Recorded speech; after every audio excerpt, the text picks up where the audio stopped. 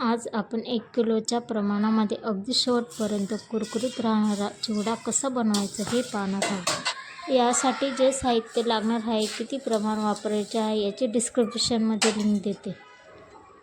त्यासाठी मी इथे मुरमुरे घेतले आहे। त्याला गॅसवर गरम करून घ्यायचे आहे। तुमच्याकडे ऊन असेल तर उन्हामध्ये 5 ते 6 तास मुरमुरे गरम करून घ्यायचे आहेत।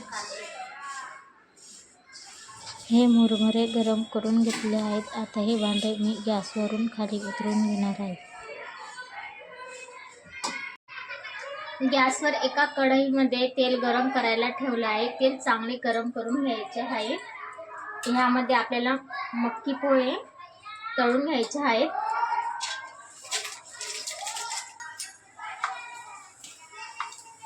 गरम तेलामध्ये तळून घ्यायचे मक्की पोहे।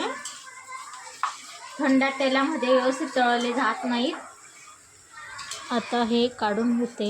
त्यातले तेल व्यवस्थित निथळून घ्यायचे। गरम केलेले मुरमुरे आहेत त्यावरती काढून घ्यायचे आहे। याच पद्धतीने राहिलेले मक्याचे पोहे तळून घेणार आहे। मक्की पोहे सगळे असेच तळून घ्यायचे आहेत।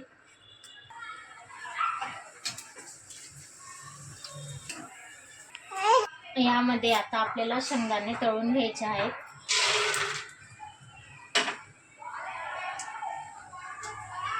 शेंगदाणे बारीक गॅसवर तळायचे आहेत, जसे लाल होऊ द्यायचे नाहीत। शेंगदाणे अगदी क्रिस्पी होईपर्यंत तळून घ्यायचे आहेत। शेंगदाणे तळले गेलेले काढून घेऊ। आता ह्यामध्ये डाळ तळून घेणार आहोत। डाळ लागत नाही, लवकर तळले जातात। बारीक गॅसवर तळू द्यायचं।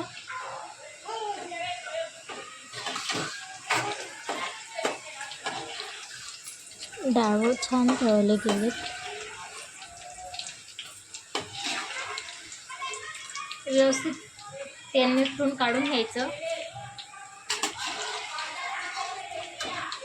आता याच्यामध्ये खोबरं तळून घेणार आहोत। खोबऱ्याचे काप व्यवस्थित एकसारखे कापून घ्यायचे। जास्त लाल तळू द्यायचे नाहीत, मीडियम फ्लेमवर तळू द्यायचे खोबरं।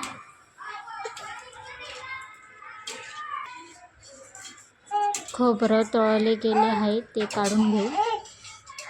तेल उतरू द्यायचं व्यवस्थित। आता मुरमुरेमध्ये साहित्य घातलेले हे व्यवस्थित मिक्स करून घ्यायचं पूर्ण। आता ह्यामध्ये कढीपत्ता तळून घ्यायचा आहे।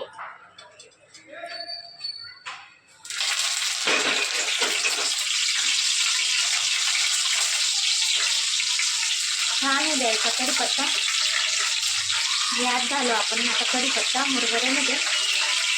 हिरवी मिरची तळून घ्यायची, बारीक काप करून घ्यायची हिरवी मिरचीचे छान। तुम्हाला वाटलं तर तुम्ही जाडही करू शकता।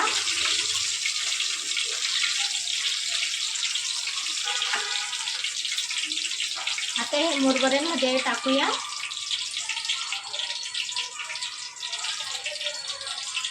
त्यानंतर आपल्याला लसूण तळून घ्यायचं आहे। लसूण ठेचून घेतलेला आहे। आता यामध्ये कोथिंबीर तळून घेऊ।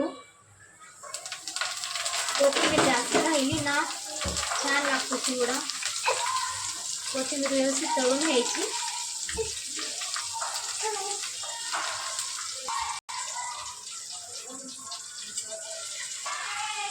आता आपल्याला ह्या तेलामध्ये मसाले तळून घ्यायचे आहेत। मीठ, हळद, तेल। गॅस बंद करायचा आहे। त्यामध्ये आपल्याला हिंग टाकायचं आहे। गरम तेलामध्ये कधी हिंग टाकला, हळद टाकला तर चिवड्याचा रंग बदलतो, त्यामुळे गॅस बंदच करायचा आहे। हिंग टाकलं, हळद टाकली, त्यामध्ये काश्मीरी मिरची टाकायची आहे।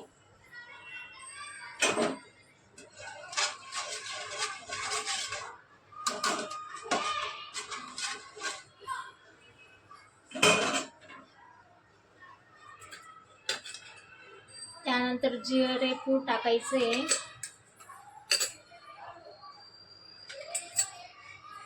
आमचूर पावडर टाकायची आहे,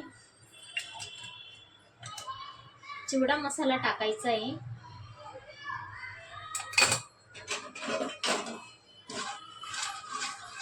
थंड तेलामध्येच टाकायचं. त्यानंतर मीठ टाकायचं आहे, चांगलं मिक्स करून घ्यायचं. मिक्स झाले की हे आपण चिवड्यामध्ये टाकूया.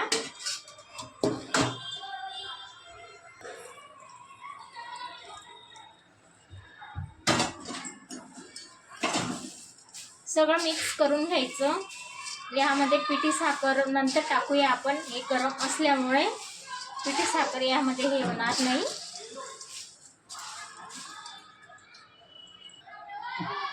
आता यात शेव घालूया, नंतर मिक्स करून घेऊ.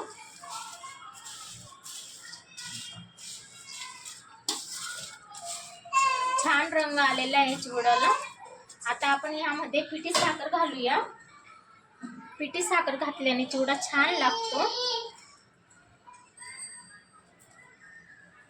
थोडी थोडी घालूया, त्यानंतर मिक्स करू. पिठी साखर पण छान व्यवस्थित लागलेली आहे चिवड्याला. चिवडा छान तयार झाला. रेसिपी आवडली तर लाईक करा, शेअर करा, सबस्क्राईब करा.